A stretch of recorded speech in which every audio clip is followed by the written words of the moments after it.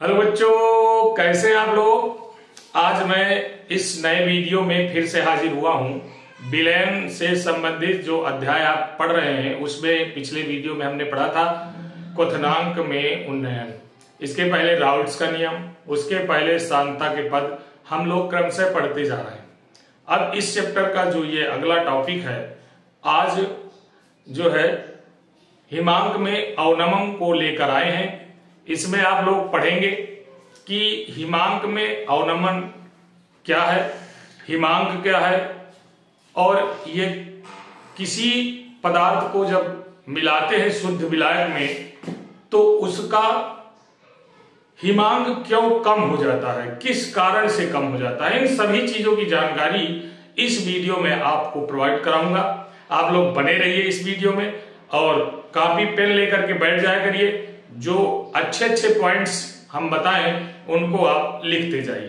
तो बच्चों, हम आप पढ़ेंगे हिमांक क्या है, व्हाट इज फ्रीजिंग पॉइंट।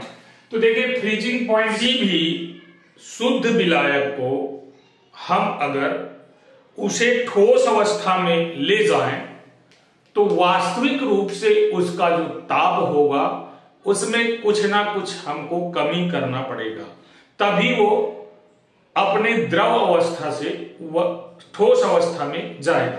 तो बच्चों, हमारी परिभाषा भी यही कह रही है, किसी द्रव विलायक का हिमांक वह निश्चित ताप है। देखिए, ये वह एक टेम्परेचर है, इसको हम कह सकते हैं ये टेम्परेचर है जिस पर किसी द्रव विलायक की द्रव अवस्था, द्रव विलायक की द्रव अवस्था लिक्विड स्टेट एवं ठोस अवस्था में वाष्प दाब, वाष्प दाब मतलब वाइपोरेशन प्रेशर बराबर हो जाते हैं या होते हैं। उस निश्चित ताप को हम हिमांक या फ्रीजिंग पॉइंट कह देते हैं।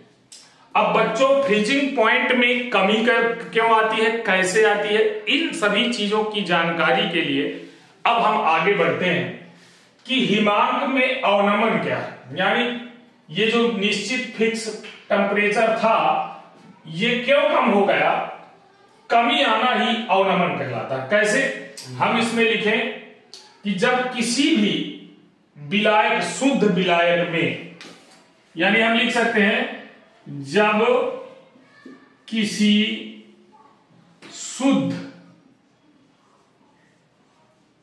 विलायक में कोई अवाष्पशील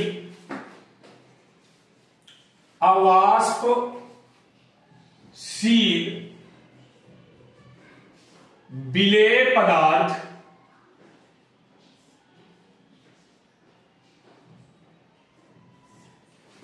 मिलाते हैं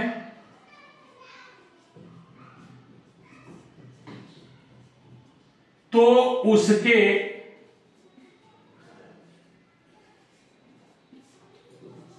हिमांक में कमी आ जाती है।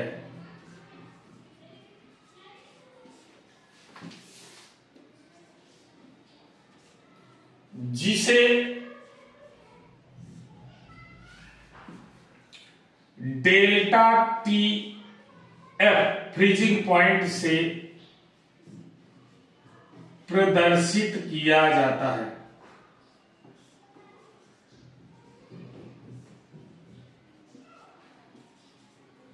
तो इसकी परिभाषा बच्चों याद कर लीजिए, जब किसी शुद्ध विलायक में कोई अवाष्पशील विलेय पदार्थ मिलाते हैं तो उसके हिमांक में कमी आ जाती है, यानी फ्रीजिंग पॉइंट में कमी आ जाती है। इस कमी को हम हिमांक में अवनमन कहते हैं, जिसे डेल्टा टीएफ से प्रदर्शित किया जाता है। अब बच्चों, बात आती, पहले आप समझिए, मान लीजिए एक सॉल्यूशन से पहले हम आपको इस फिगर के माध्यम से समझाएंगे, इसके आगे फिर मान लीजिए यहां आपका शुद्ध विलायक कोई भरा हुआ रखा है, शुद्ध विलायक, शुद्ध विलायक की चर्चा कर रहे हैं। शुद्ध विलायक का मतलब कोई ऐसा विलायक जिसमें केवल एक ही प्रकार का पदार्थ हो, यानी उसके पूरा का पूरा मोल प्रभाव उसी का हो और दूसरा कोई इसमें पदार्थ न मिला हो, यानी 100% प्योर हो।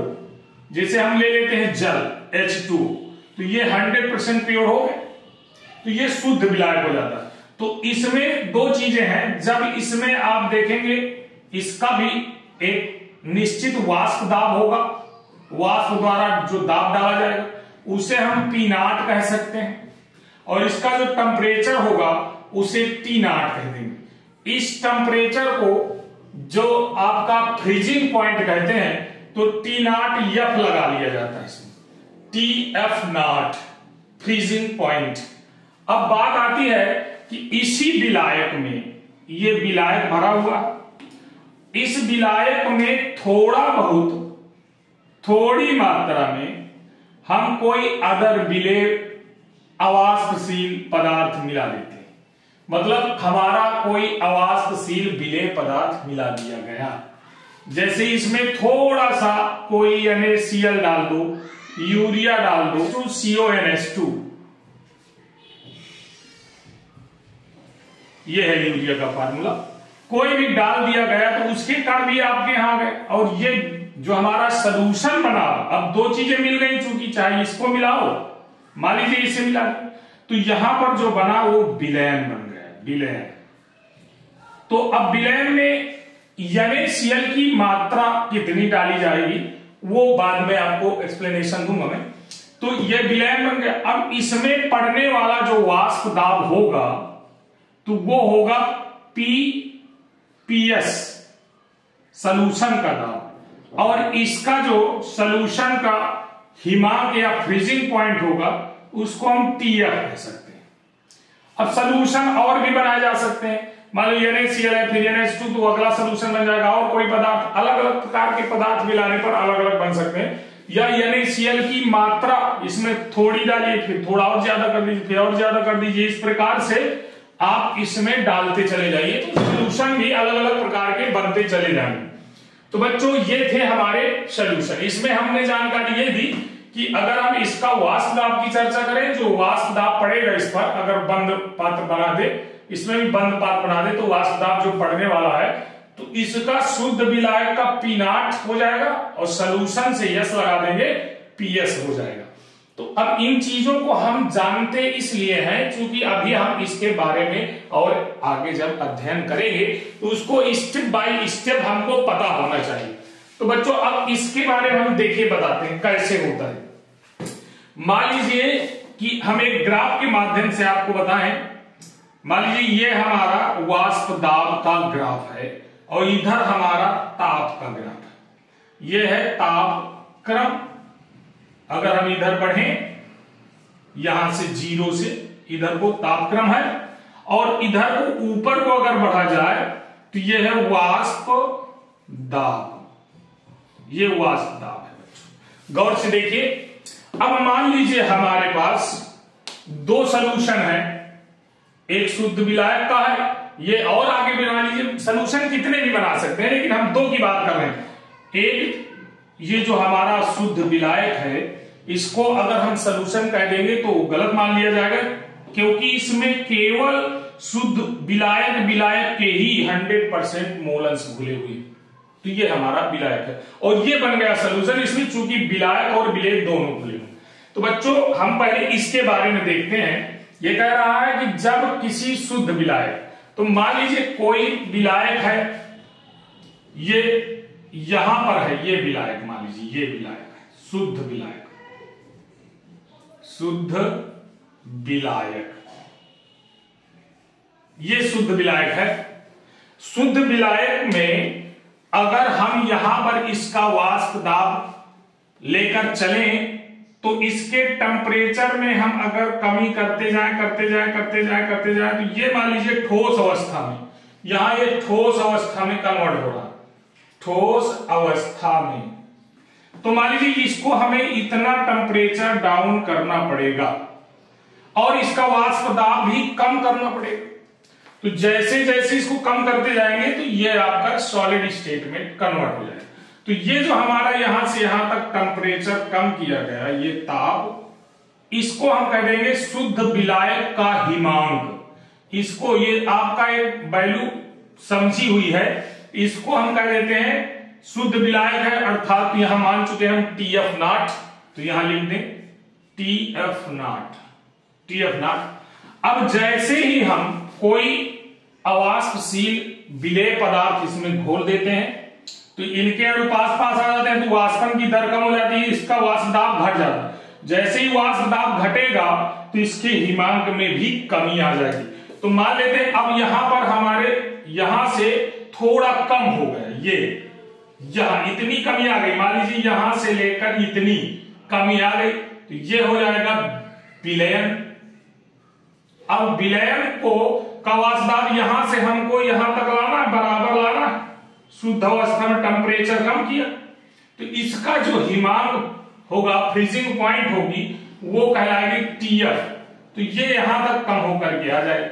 इस प्रकार से अब अगर इसका हम ग्राफ देखें, ठोस अवस्था का, शुद्ध विलायक का जो ठोस अवस्था है, अवस्था सॉलिड स्टेट, वहां तक के लिए देखें तो इसका ग्राफ कैसे बनाएंगे, देखिए जरा सा, इसको मिटा देते हैं।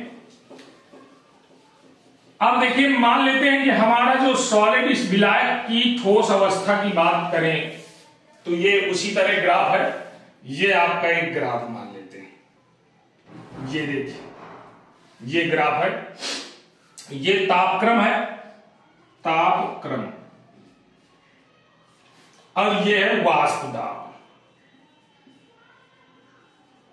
देखिए दोस्त, अब वाष्प दाब की बात अगर हम देखें तो अब इसमें हम देखें कि मान लीजिए ये हमारा ठोस अवस्था में प्राप्त करने के लिए ठोस शुद्ध विलायक का, तो ये विलायक की ठोस अवस्था है।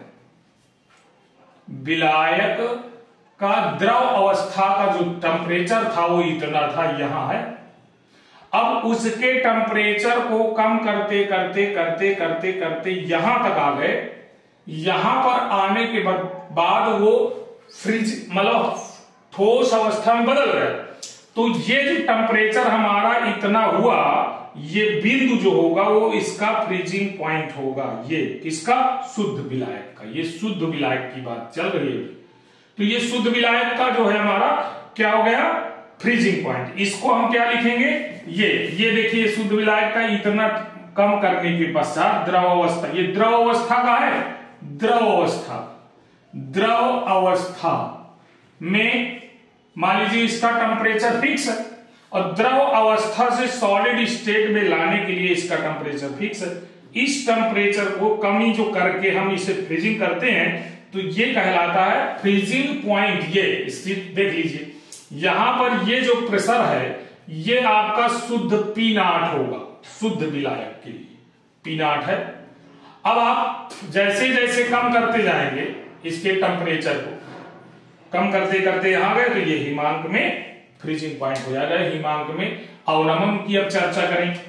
अब मान लीजिए जैसे ही हम अवाष्पशील पदार्थ मिलाते हैं तो ये घटकर इतना हो जाता है, इतनी कमी आ जाती।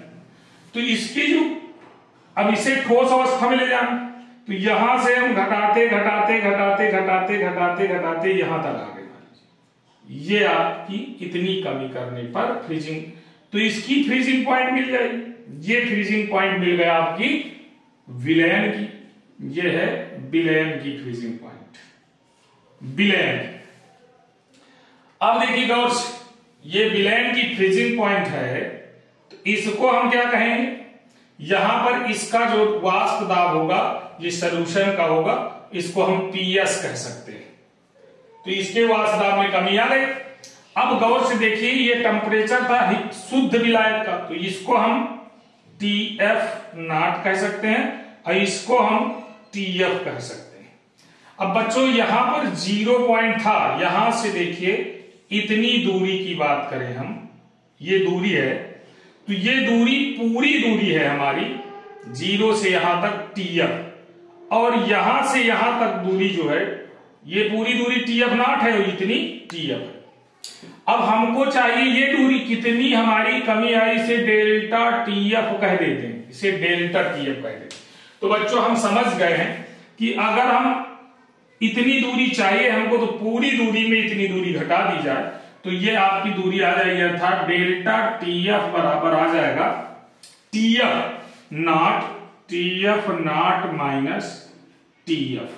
ये हमारा अवनमन हो जाएगा। अब ये अवनमन हो गया आपका, TF equal TF not minus TF, ये आपको बता रहा। अब देखिए हम अगर आगे और बढ़े, हम चाहें अगर एक और पदार्थ ले लें तो देखिए इसका जो बिंदु है इसको हम बताएंगे कि ये जो टीएफ है किस चीज पर निर्भर करता है, इसके बारे में हम आपको जानकारी बता दें। मान लेते हैं कि ये हमारा एक ये यहां से वाष्प दाब का कोई बिंदु यहां टच कर रहा है, यहां मान लीजिए ए है, ये बी है और ये सी है, ये देखिए। अब एक और कोई सलूशन ले लें जिसमें थोड़ा सा पदार्थ की मात्रा और बढ़ा दें, जो विलायक में इसमें मिला है तो थोड़ा सा और बढ़ा दिया, ये लीजिए।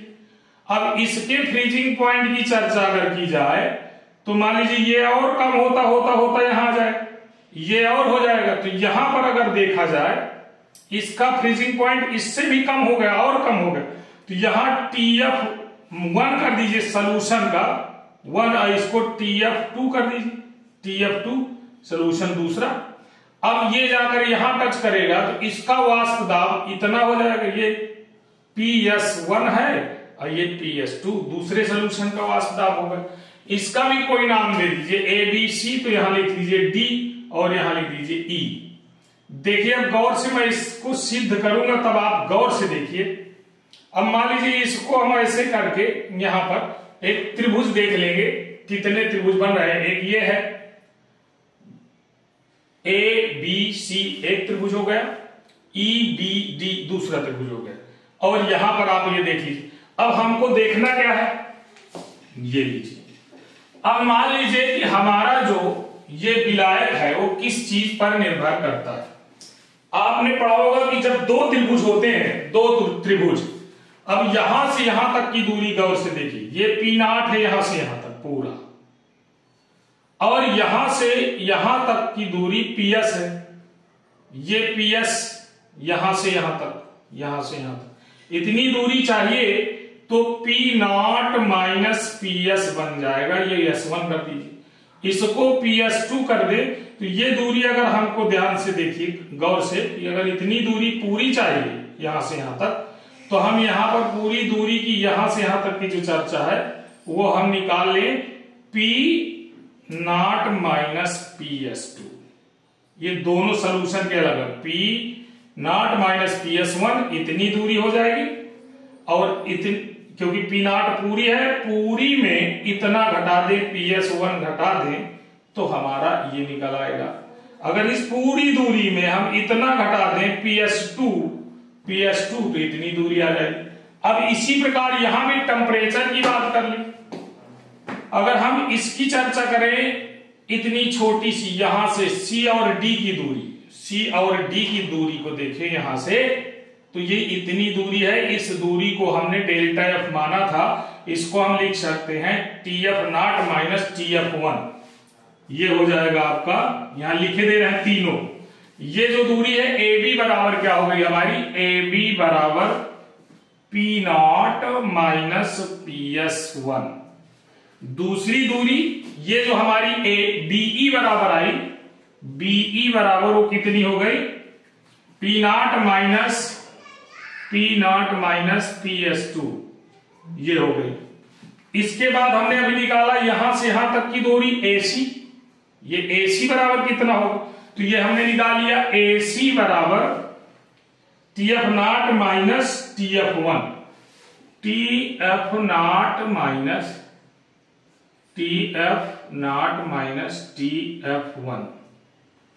अब इसके बाद दूसरी दूरी हम यहां से निकाल लें DE बराबर, तो ये कितनी निकल आएगी आप देख रहे हो, इतनी दूरी चाहिए तो हमको इतनी घटाना, इतनी तो TF0 माइनस TF2 कर, TF0 माइनस TF2, ये 1 है ये 2, तो ये 4 दूरियां हमको मिल गई। अब मैथ के अकॉर्डिंग अगर हम लगाएं ये ए बी सी तथा ई बी डी में, तो ये हमारा समरूप त्रिभुज होगा। तो समरूप त्रिभुज ए बी सी, ये देखिए त्रिभुज इस तरह का बन जाएगा। आपको दिखा दें हम इस बगल में, ये भुजा आई, ये आई, ये आई, यहां से एक बिंदु डाला गया, ये बिंदु था ए, ये था बी, और यहां पर था सी, ये था डी, और ये था ई। आपके सामने प्रस्तुत है।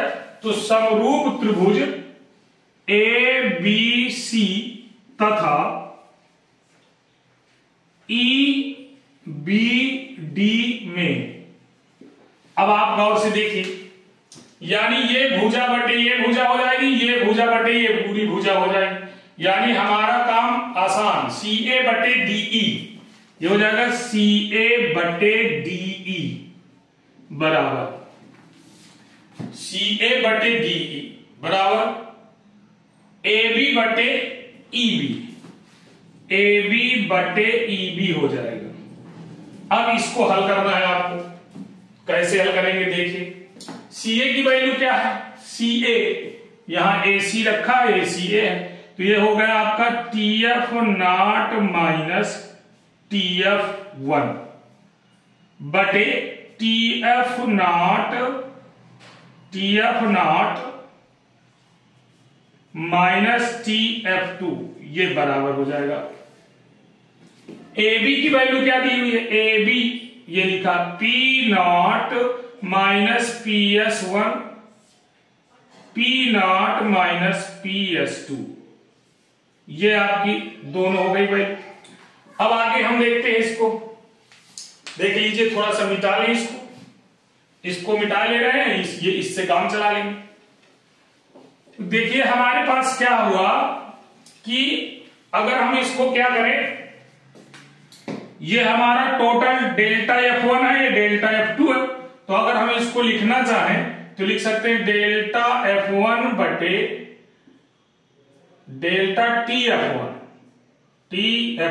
बटे डेल्टा TF2 बराबर, ये क्या हो जाएगा, इसमें हम ऐसा करते हैं P not minus P S one बटे पी नॉट कर देते हैं, पूरे का बटा, फिर लिख दे P not minus P S two बटे पी नॉट कर देते हैं, ये और ये दोनों का भाग दे देते हैं। दोनों में पी नॉट का भाग दे देंगे तो बढ़ जाएगा, कोई फर्क नहीं पड़ेगा। चूंकि हमने इसको इसलिए लिखा, ये आपेक्षिक वाष्प दाब अवनमन हो जाता है। इसको हम कह दें, ये जब अवनमन हो जाएगा तो इसको हम क्या कह सकते हैं, डेल्टा टीएफ लिख सकते हैं इसको, और इसको लिख सकते हैं आपेक्षिक वाष्प दाब अवनमन बराबर होता है आपका small n upon capital N। इसके बराबर आप इसको डायरेक्ट लिख सकते हैं। आप समझ लीजिए, आपेक्षिक वाष्प दाब अवनमन अभी आपने राउल्ट के नियम में पढ़ा है, P not minus P S upon P not बराबर small n upon small n plus capital N। तो चूंकि इसको हम मान लेते हैं नगण्य के बराबर, तो जब नगण्य के बराबर बना लेंगे तो स्मॉल n बटे कैपिटल N हो जाएगा। तो बच्चों होता क्या है, आगे और देखते हैं, डेल्टा टीएफ बराबर स्मॉल n का मोलों की संख्या है, चूंकि आप जानते हैं स्मॉल n बराबर W upon m molar mass, तो ये हो जाएगा small W upon small m molar mass, और बटे हो जाएगा capital W upon capital M, capital M ऊपर चला जाएगा, डेल्टा टीएफ बराबर स्मॉल W गुणे कैपिटल M बटे, ये हो जाएगा स्मॉल m गुणे कैपिटल W। अब बच्चों यहां से विशेष कर ध्यान दीजिए आप कि जो हमारा सॉल्यूशन था उसमें केवल एक ही NaCl मिलाया गया था, NaCl। मान लीजिए पहले सॉल्यूशन में, फर्स्ट सॉल्यूशन में जब ये ग्राफ मिला तो हमने 50 ml मान लीजिए 50 ग्राम मिलाया था, 50 ग्राम, और दूसरे सॉल्यूशन को जब बनाया हम लोगों ने तो इसकी मात्रा कम भी कर सकते हैं, ज्यादा भी कर सकते हैं। ज्यादा कर दिया, मान लीजिए 100 ग्राम मिला दिया, तो दोनों कंडीशन में इसका जो मोलर मास है NaCl का, मोलर मास या द्रव्यमान, मोलर मास हमारा NaCl का फिक्स रहेगा 23 प्लस 35.5 58.5 ये निकलेगा। तो यहां पर गौर से देखिए, ये जो मोलर मास है ये बिल्कुल कांस्टेंट वैल्यू हो जाती है, नियत है, फिक्स है। तो होगा क्या, अब हमारा आ जाएगा delta TF proportional small w अपान small m into capital W। अगर इसको देखा जाए तो बच्चों इसका जो नियतांक था ये मोलर मास, ये कैपिटल M नियतांक के रूप में गया था। इससे यह सिद्ध होता है कि किसी भी पदार्थ का हिमांक में अवनमन, किसी भी विलयन का कह सकते हैं या शुद्ध विलायक के हिमांक में जो अवनमन होता है वो मोललता की, मोललता, आप देख रहे हैं मोललता का फार्मूला होता है विलेय के मोलों की संख्या बटे विलायक का द्रव्यमान किलोग्राम में। तो ये तो विलेय के मोलों की संख्या हो गई और ये विलायक का भार हो गया कैपिटल W। यानी हम यहां पर देख रहे हैं, इसको हम लिख सकते हैं स्मॉल n अपान कैपिटल W, यही तो आएगा इसमें W अपान m बराबर स्मॉल n, कैपिटल W का मतलब कैपिटल। विलेय के मोलों की संख्या बटे विलायक का भार किलोग्राम में, उसे मोललता कहते हैं। यानी हमारा यहां से सिद्ध हो गया कि अवाष्पशील विलेय पदार्थ मिलाने पर जब किसी विलायक के हिमांक में अवनमन होगा वह मोललता के समानुपाती होता है। यह सिद्ध करने के लिए मैंने इस फिगर का प्रयोग किया। आप गौर से देख लीजिए, बिल्कुल टू द पॉइंट आपके सामने सिद्ध कर दिया मैंने। अर्थात यहां पर क्या हो गया अब हमारा कि delta TF proportional small m को मोललता कहेंगे, इसको कहेंगे मोललता।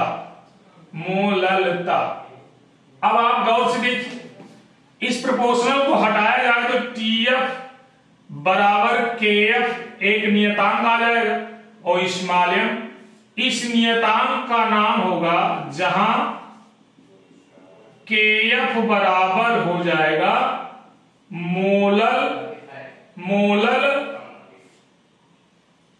अवनमन स्थिरांक, मोलल अवनमन स्थिरांक इसे कहेंगे। अब बच्चों अगर हम इसे और थोड़ा सा आगे बढ़ाना चाहें तो देखिए और आगे बढ़ा सकते हैं। गौर से देखिए कैसे बढ़ाएंगे इसको आगे, ये जो है और आगे बढ़ाया जा सकता है। तो कैसे बढ़ाया जा सकता है इस फार्मूले को, गौर से देख लीजिए आप।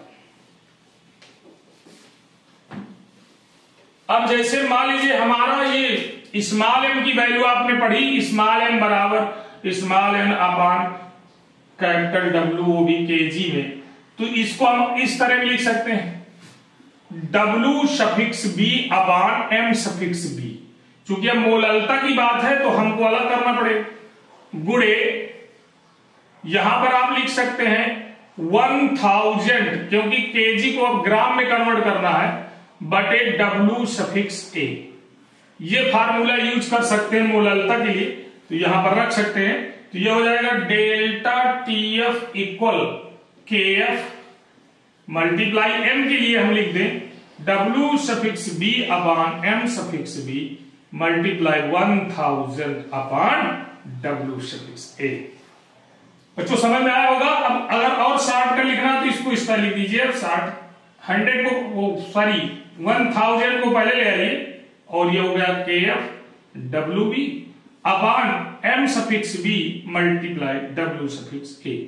बच्चों ये फार्मूला तो जनरेट हुआ, इससे सवाल बहुत आता है, बट याद रखना इन हमें सभी चीजों को जानना बहुत जरूरी है। डेल्टा TF के बारे में आपने लिखा है हिमांक में अवनमन है, हिमांक में अवनमन, हिमांक में अवनमन। और केएफ क्या है? केएफ अभी आपके सामने लिखा मोलल अवनमन स्थिरांक है। डब्ल्यू बी क्या है? यह है, बी का मतलब विलेय से है, विलेय का भार या द्रव्यमान। एम बी क्या है? एम सफिक्स बी, यह है विलेय का मोलर द्रव्यमान।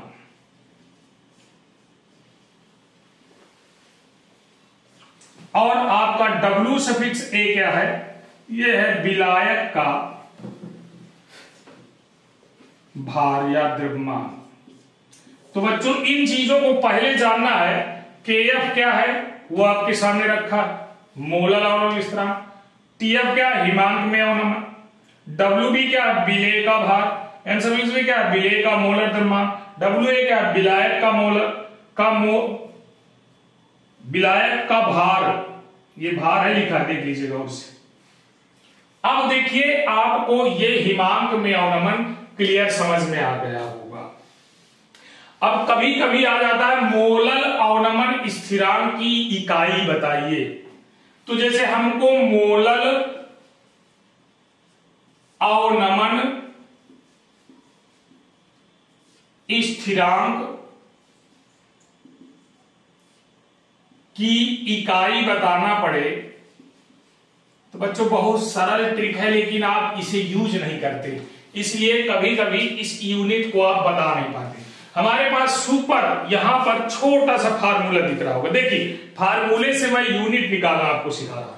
तो डेल्टा टीएफ दिया है, delta TF equal KF into M. M क्या है? मोललता। मोललता का भाग दे दो तो केएफ बराबर हो जाएगा डेल्टा टीएफ बटे स्मॉल एम। बच्चों आप जानते हो कि ये तो एक टेम्परेचर है जो केल्विन में नापा जाता है, क्योंकि अच्छा इसका जो यूनिट है केल्विन होती है, डिग्री सेल्सियस होता है, फारेनहाइट होता है, बहुत पैमाने हैं, लेकिन हम केल्विन में लेते हैं। तो मान लीजिए हमने ले लिया केल्विन, इसकी यूनिट केल्विन हो गई। अब एम की मोललता की होती है, अभी आपने पढ़ा कि स्मॉल एम अपान ये स्मॉल एम बराबर स्मॉल एम बटे डब्ल्यू। ये आप जानते हैं कि मोलों की संख्या बटे विलायक का भार। तो मोलों की संख्या हो गया मोल प्रति किलोग्राम या ग्राम लिख सकते हो, प्रति किलोग्राम। तो इसको जब लिखेंगे तो क्या होगा? केजी आ जाएगा ऊपर, तो हो जाएगा KG kelvin mole inverse, KG kelvin mole inverse इसकी यूनिट हो जाएगी।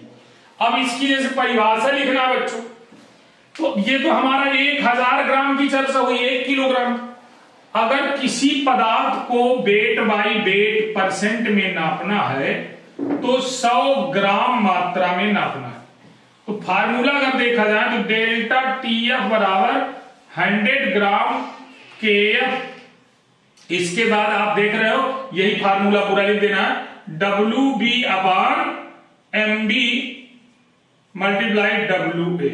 मोलल अवनमन स्थिरांक किसी भी शुद्ध विलायक के 100 ग्राम में उपस्थित जाने पर उसमें जो हिमांक में अवनमन होता है उसी अवनमन को मोलल अवनमन स्थिरांक कहते हैं। यानी जब इसके मोलों की संख्या 1 कर दी जाएगी तो यहां पर ये पूरा 1 हो जाएगा इतना, तो क्या बचेगा? 100 ग्राम है तो उसको, तो ये हो जाएगा डेल्टा टीएफ इक्वल केएफ। कब? जब आपके 1 मोल विलेय पदार्थ मिलाया जाएगा, अवाष्पशील विलेय पदार्थ 1 मोल कर देंगे तो डेल्टा टीएफ केएफ के बराबर हो जाएगा। तो वही डेल्टा टीएफ ही केएफ कहलाएगा, शुद्ध परिभाषा हो जाएगी। यानी 100 ग्राम विलायक में 1 मोल विलेय पदार्थ मिलाने पर, अवाष्पशील विलेय पदार्थ मिलाने पर जो हिमांक में अवनमन होता है वही उसका मोलल अवनमन स्थिरांक कहलाता है।